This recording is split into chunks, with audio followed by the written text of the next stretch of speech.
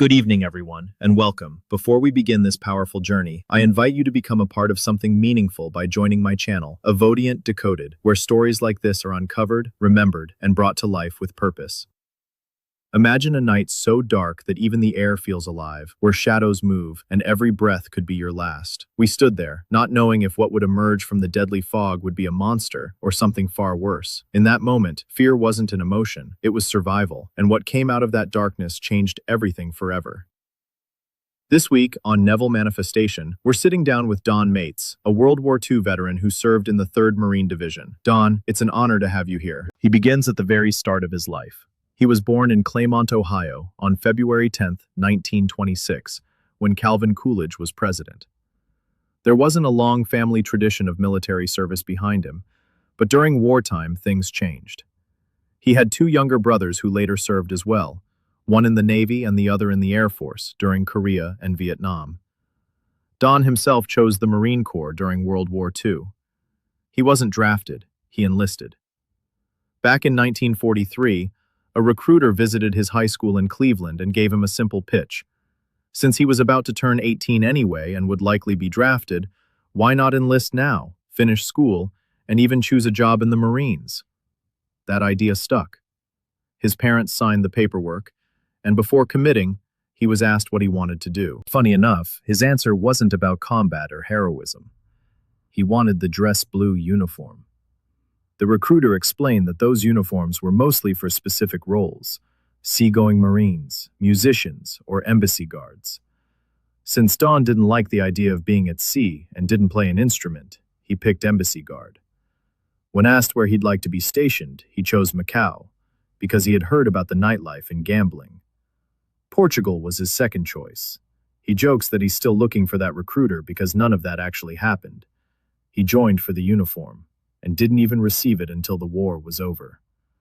And no, he never made it to Macau. His training began at Paris Island. Because he was an Eagle Scout, he was assigned to what sounded like a prestigious role: combat intelligence. In reality, it meant being trained as a scout and observer. The training lasted 8 weeks and covered a wide range of skills: radio operation, demolitions, map reading, even a bit of Japanese, though he says that part turned out to be useless. They practiced night patrols, learned how to handle different weapons like machine guns, the BAR, and the standard M1 rifle that every Marine carried. At the time, he didn't question much. Like many young men, he had been heavily influenced by wartime media, movies, newspapers, radio, posters. He believed what he was told, that the enemy was purely evil, and that their side was completely right. That mindset shaped his expectations. He was eager, even excited, to go into combat, without fully understanding what that really meant. After training, deployment came quickly. He left from Norfolk aboard a ship and passed through the Panama Canal, stopping along the way in places like Cuba and Panama, where they even got liberty. At that stage, it all felt almost enjoyable, far from the reality of war. The Navy treated them well, with food available anytime and the option to sleep on deck. It didn't feel dangerous yet. Things continued in that same direction when he reached Hawaii and later Guam. He even traveled part of the way on an aircraft carrier, which he describes almost like a cruise, complete with an ice cream bar. But that illusion shattered the moment he arrived on Guam in late July 1944. That's when he realized the truth. This was nothing like the movies. He was immediately assigned to a reconnaissance company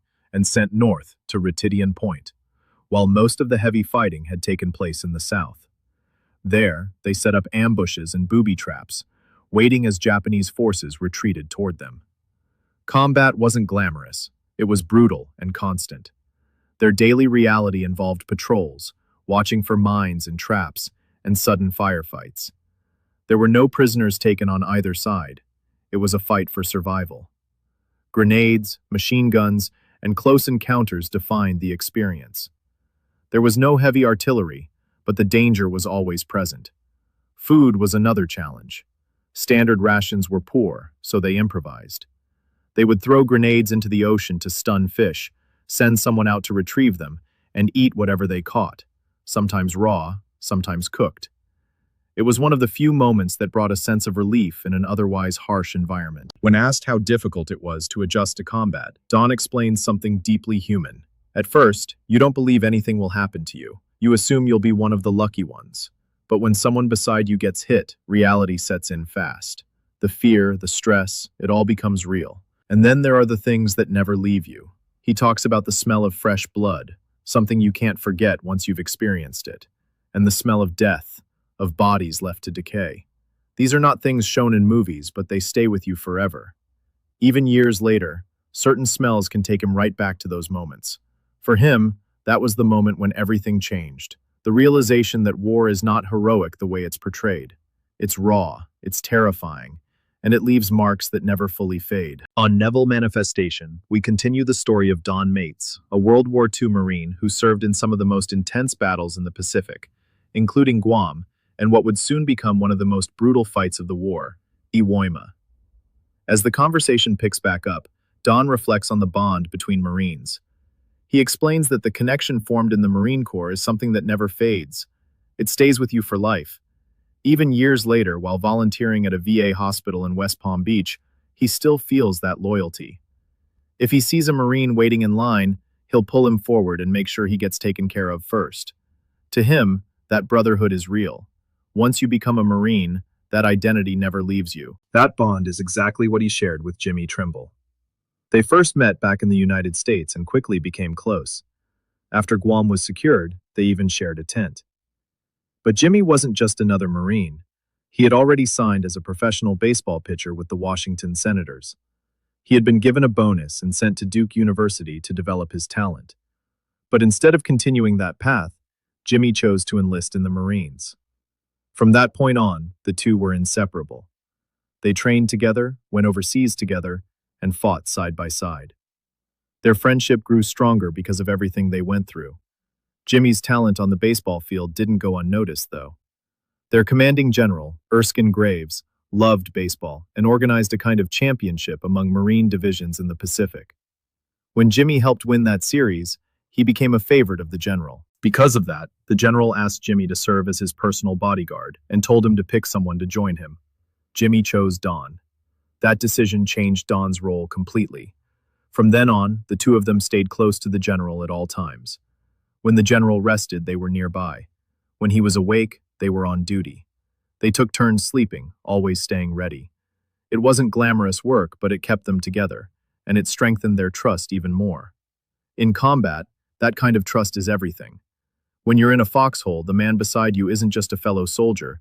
He's the one you depend on to survive. Between the Battle of Guam and early 1945, when Iwo Jima began, their time was different from most others. Because they were assigned directly to the general, they didn't have to go through the same intense training routines or repeated landing drills. Their unit was more like a direct extension of his command. If he needed information, he didn't want it passed through layers. He wanted it straight from the source. So Don and his group were always on call, ready to respond immediately. Even though they stayed active and ready, their experience during that period wasn't as physically demanding as what many others went through. They were in position, prepared, but also somewhat shielded from the constant drills. At that point in the war, it was clear to many that things were shifting in favor of the Allies. Island after island was being taken, and heavy losses were being inflicted on the Japanese. But Don makes something very clear. He didn't really see the big picture at the time. He didn't know the broader strategies, the long-term plans, or what commanders like MacArthur were doing across the Pacific. For him, the war wasn't about maps or strategy. It was about survival. He describes it simply. As a young Marine earning very little, his focus wasn't on history or victory. It was about basic things: food, safety, and making it through the day. He didn't fully understand the importance of the places he was fighting in until much later, when he read about it after the war. Then came February 1945, the beginning of the Battle of Iwo Jima. Don didn't land on the first day. He went ashore a few days later, on February 24th. His mission at that moment was to help set up a command post and sleeping area for General Graves. But the moment he stepped onto that beach, everything changed. What he saw was overwhelming. The battlefield was covered with destruction. Bodies hadn't been buried yet. Many were already decomposing. Equipment was scattered everywhere. Wounded Marines lay lined up across the beach, waiting for help. It was chaotic, disorganized, and deeply disturbing. Even after everything he had seen on Guam, this was different. This hit harder. It felt like complete disorder, where whoever shouted the loudest seemed to take control. As part of the general's security, Don and Jimmy stayed close. But danger was constant. One of the biggest threats came from Japanese spigot mortars. These weren't like typical weapons. They were massive, almost like large barrels filled with explosives.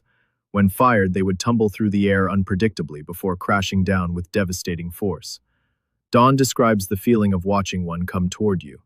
It reminded him of something surreal, almost like a cartoon where something falls from the sky and crushes everything beneath it. But this wasn't a cartoon. It was real. When those mortars hit, the explosion could shake your entire body.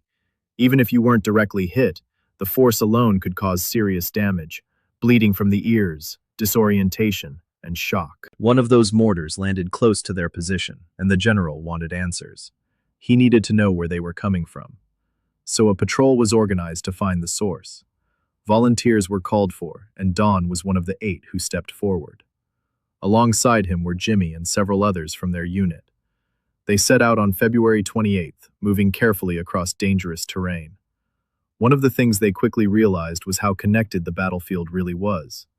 When Don threw a phosphorus grenade into what he thought was a single hidden position, the smoke appeared somewhere else entirely. That's when it became clear the Japanese had built an extensive underground tunnel system stretching for miles. They could move unseen, appearing and disappearing almost anywhere. The patrol moved toward a ridge between 2 hills, overlooking a large sulfur pit. The environment itself felt hostile: ash, heat, and the strange sight of crops growing in volcanic soil. As evening approached, they set up their positions along the ridge. The plan was simple: rotate shifts every 6 hours, always keeping one man awake while another rested. But that plan didn't last. Before the first shift change could even happen, something changed. In the darkness, movement began. The Japanese forces started to quietly move up the ridge, closing in. What was supposed to be a controlled observation mission suddenly turned into something far more dangerous. And in that moment, the reality of war hit once again. Not as a distant idea, but as something right in front of them, closing in through the night. It reminded me of an old BBC story I once saw, set out on the Scottish moors. In it, this eerie fog would roll in at night, and out of it would come this massive hound, charging through the mist and killing anyone in its path. Sherlock Holmes was brought in to figure it out. That's honestly the feeling I had while we were positioned on Hill 362 and near Region 382. I kept expecting something monstrous to burst out of those sulfur fumes. But what actually came out of that haze wasn't a creature. It was Japanese soldiers moving toward us. There were only 8 of us up there, positioned ahead of a mortar platoon, right on the front line. The Japanese had something unusual that not everyone had seen before, even on Iwo Jima. They wore small phosphorus markers on the back of their necks. With just a bit of moonlight or starlight, their officers could track their movement. We couldn't see those markers directly since they were behind them, but if you turned and suddenly spotted those glowing pins, you knew you were in serious trouble. Sometime after midnight, that's exactly what happened. We turned and saw them, and then everything erupted. What followed was about 3 hours of brutal, close combat.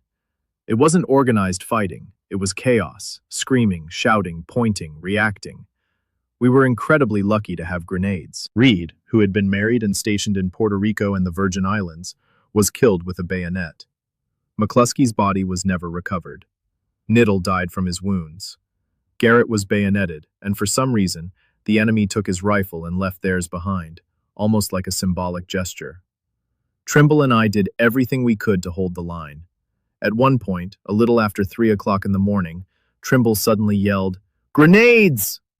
The Japanese grenades were different from ours. They didn't have a pin or handle like ours did. Instead, they were smaller and weaker, and to activate them, they would strike them together.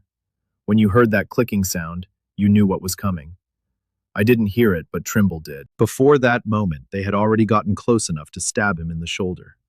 Meanwhile, one of their soldiers was crawling toward me.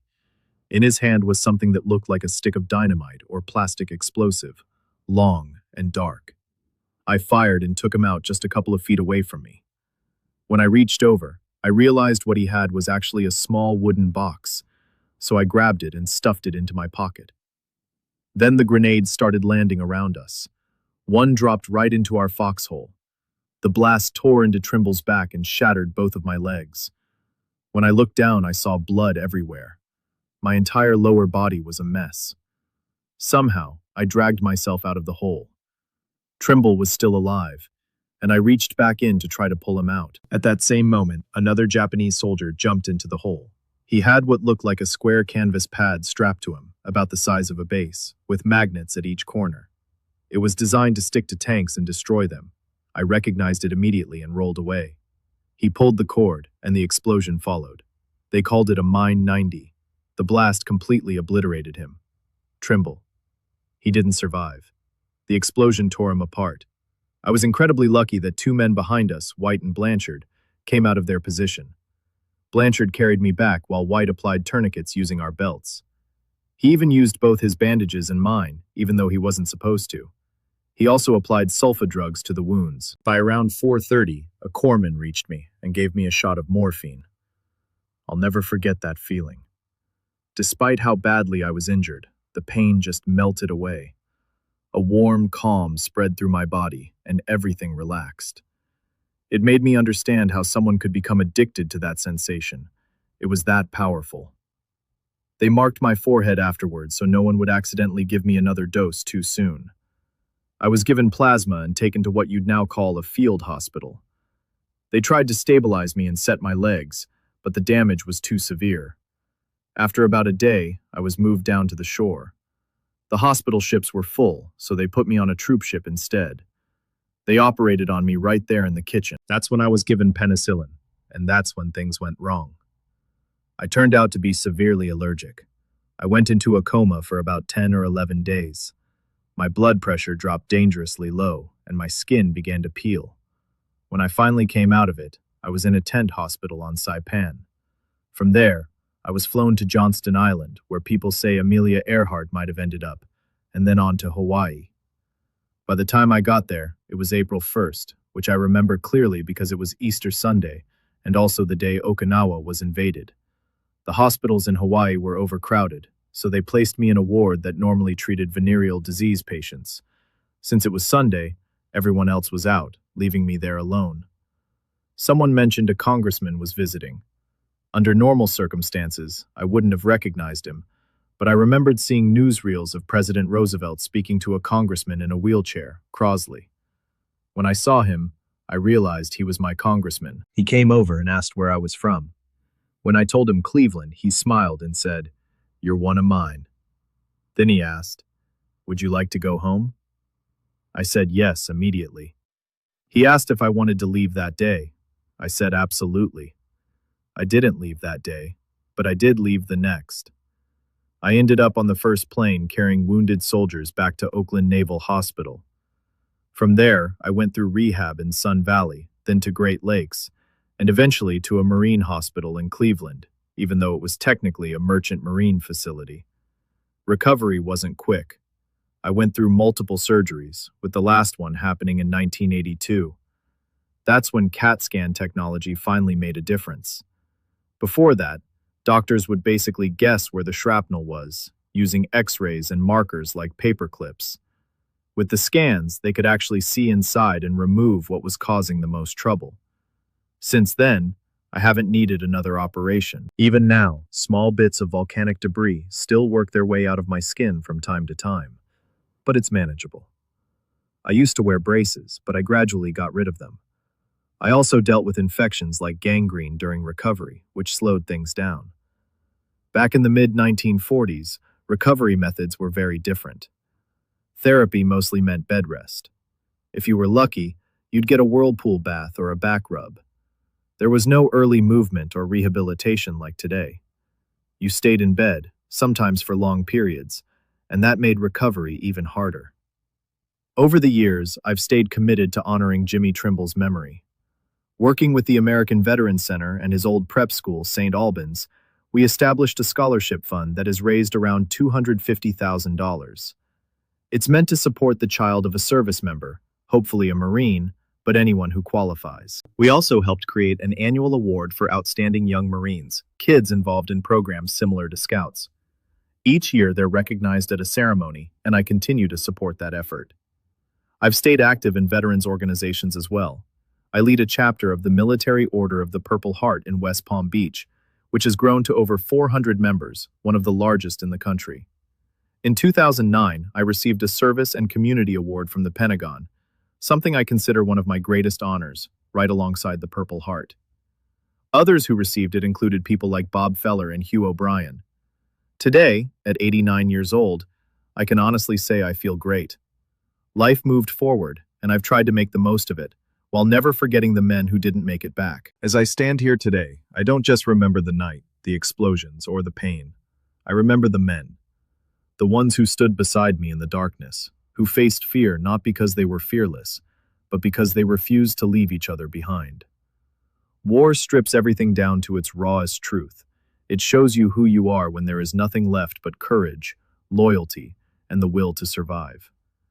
I walked away from that battlefield with scars that never truly fade, but also with a responsibility to carry the memory of those who couldn't come back. Every step I take today is one they never had the chance to take. Every breath I draw is a reminder of the price that was paid. And so this is not just a story of survival, but a story of sacrifice, of young lives cut short, of bravery that words can never fully capture. If there is anything I have learned, it is this: life is fragile, but honor endures. We move forward not by forgetting the past, but by remembering it with purpose. We honor them, not just in words, but in how we live, by standing up when it's hard, by looking out for one another, and by never taking a single moment for granted. Because in the end, the greatest tribute we can give to those who gave everything is to live a life worthy of their sacrifice.